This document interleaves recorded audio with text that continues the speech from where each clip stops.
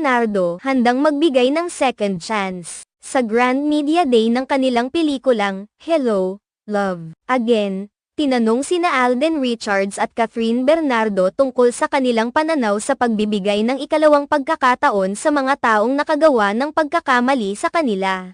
Ayon kay Catherine, lahat ay may karapatan sa second chance. Lahat tayo, tao lang, we're human beings. Even ako, sa sarili ko, alam ko na magkakamali at magkakamali ako. Makaka-disappoint ako ng tao, whether it's intentional or unintentional. Given yun, tao tayo nagkakamali, paliwanag niya. Ipinahayag ni Catherine na handa siyang gawin ang lahat para mabigyan ng pagkakataon ang sinumang tao upang maituwid ang kanilang pagkakamali at maibalik ang tiwala. Mahalaga sa akin ang pagkakaroon ng pagkakataon upang ayusin ang mga bagay-bagay, dagdag niya. Ngunit binigyang diin din niya